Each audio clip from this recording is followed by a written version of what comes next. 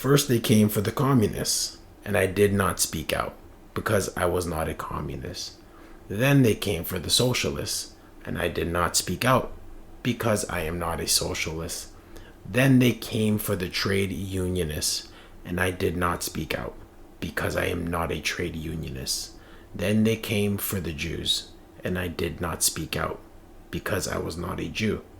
Then they came for me, and there was no one left to speak out for me.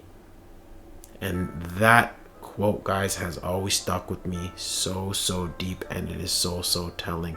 And if you didn't already get it in a nutshell, if you're just going to speak out at the moment when you're being attacked, then don't expect anyone else to speak out for you. Hello friends, this is going to be a bit of a different video today, and I hope you guys stay and listen to the whole thing, as this is a very important message. Because we as YouTubers, big and small, need to stand up to these big tech companies that think they can punch down. Well, they can, but that doesn't make it right? First, our ability to swear regardless to the age of the viewers was taken away from us. Then they took down the conspiracy channels and the channels that go against the grain, which really hurt my heart because personally I love jumping out the fourth wall and the same old plain Jane crap the news tells us. I'm done with it, but I'll digress. And having to protect children is always a good thing, so when they implemented that option that kind of separated out the content, it was good. I did like that. But they did a terrible job at explaining to the community what's considered kid content when you have people using, let's say, a child show but speaking on an adult subject, right? It's just weird. Or even not speaking on an adult subject. I don't know. But anyways, they went to the top of the top and decided to kill our ability to have a unbiased tutorial. Right? An unbiased tutorial that ultimately would allow us to either fix our computer or slap 30,000 viruses on it. Thank you, YouTube. Thank you for helping the small creators. But we never speak much about the golden fuck up of YouTube. That behind the scene poison, that's their copyright system. Whether it's a strike or it's a claim, it could be the beginning to the end or the very last straw for someone who has spent countless hours, days, years towards what they thought was their job. And nobody bats a fucking eye. Now, it's easy to blame YouTube, but they're just a corporation. Their main purpose is to please stakeholders, and they will please us as much as it is needed to please them. And no more than that. So please remember this. So then who? Who will be the crusader to protect YouTubers from false claims? Who will protect the name of fair use? Because I only hear the term when someone is bitching that they got their video taken down in fair use. It's pretty oxymoronic when you think about it, right? And after the fact, it's always after the fact. This should be the first wall line of defense to protect the city, but we're always talking about it after the wall gets kicked over, right? It's a little too late. The long and short is we the YouTubers and you the community are the crusaders. You are the Dark Knight, you are Superman, you are Son Goku, which was actually my first option, my first superhero to bring up, but since I don't want to put any images of him in here or anything because Toei Animation, we're going to leave him out, so thank you very much, Toei. Thank you. And this brings us to the topic in the title, TotallyNotMark. TotallyNotMark is an anime YouTuber in short, but a transformative genius when it comes to making anime content overall. Whether it's about the animation aspect of the genre, the drawing literally, or the pretty in-depth analysis about my favorite animes that he does. And you can tell he puts countless hours into his work. He has many people working with him to get the job done, meaning he has many mouths to feed. And this company, Toei Animation, woke up on big dick mode and said, fuck your Christmas, buddy, and hit that big red claim button. Mark woke up to 155 videos claimed. I'm gonna say that one more time. 155 videos gone. Just one more time. 155 Exodia obliterated videos. Why? Why, you ask, right? Who? What? Where? We'll even throw in how. We need to use how in this case, because from the moment these attacks have occurred, we did nothing. So they do it because they can.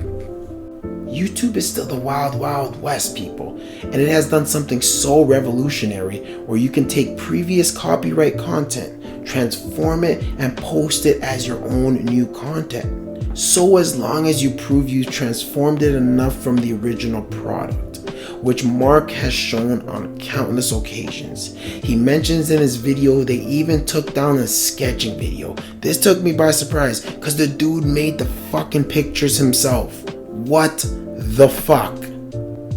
Needless to say, this is bullshit. I enjoyed watching a lot of Mark's videos doing analysis of my favorite animes like Dragon Ball Z, Dragon Ball, Bleach, Attack on Titans, and I would actually advise you, or it's probably taken down, but I would have advised you to watch the Dragon Ball one because a lot of fans of the series never watched the original show, which is a darn shame. But once again, thank you, Toei. And now we might lose him on top of everything. But time to get to the crux of the argument and why I placed that poem at the start of the video.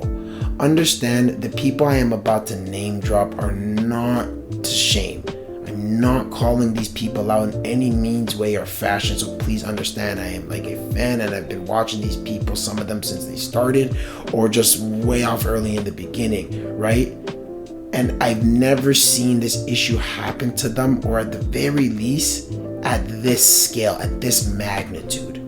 So either they have a nice deal with Toei and they worked it out before, which would have been the smart thing to do, and I don't know if Mark did that or not, right? Or Mark was just the first of many to be getting struck down for using Dragon Ball Z content, and we're just waiting for more YouTubers to come out and start crying.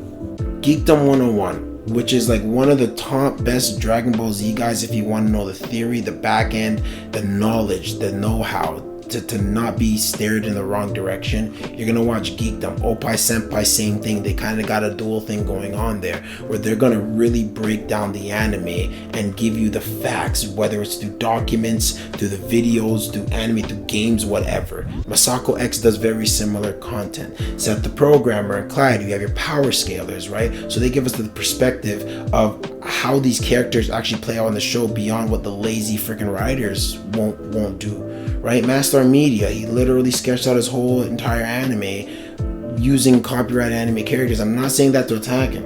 I'm saying that's very good, and we believe in fair use, right? But are they gonna come for someone like him next because he's sketching Dragon Ball Z stuff, even though he made the content himself, right? Unrelent Gaming, if you touch Unrelent Gaming, Toei, I wouldn't even have to say anything. The whole community is coming after you because all we have to go off of are those fan mangas, because you're not giving us shit to run off of. So you go as you will, but I wouldn't touch that or any of these guys actually, right?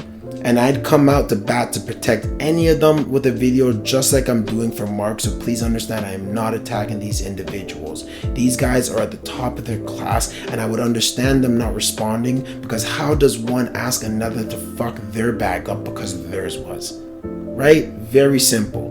But that's the only way it can be done, guys. To act only when you are attacked is a bad precedent that has allowed these companies to laugh in the face of fair use. If they go for one and make an example and everyone goes quiet, but if they attack every one of those names above, then you'd be seeing a frenzy of videos of crying YouTubers.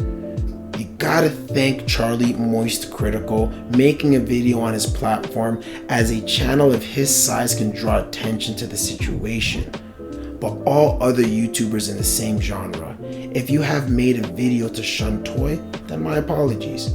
And if you don't want to, totally within your right, and you should not be attacked for that. But I hope you stay as quiet as you are now when or if they come for you. Overall, the whole situation is crazy, and ultimately it stems from us not being vocal enough. We have proved a good amount of bitching on Twitter can get YouTube to at least acknowledge stuff. Now, what if we protested with not speaking on Toei products, not purchasing any products, until they get a better idea and understanding on how the internet works? If you made it this far, thank you, and I hope you support YouTubers who end up in these shitty situations. You don't need to with your money, but your voice can make a difference. I'd ask you guys to look deep in yourself and realize these people, these individuals, these corporates in Japan do not give a crap about you. In my lifetime, I've seen so many Americans hold these Japanese IPs to such a high regards, butt licking these companies who seem to give less of a shit about us than the floor they walk on. But here, people are praising them for whatever the reason. I personally have always separated content from person. Dragon Ball Z is my favorite show, favorite anime, and Goku is my number one superhero. But the people who created him and control him are not. So thank you, Toei, for providing me so much amazing content that I won't be watching on Funimation or Crunchyroll. Have a good day, guys.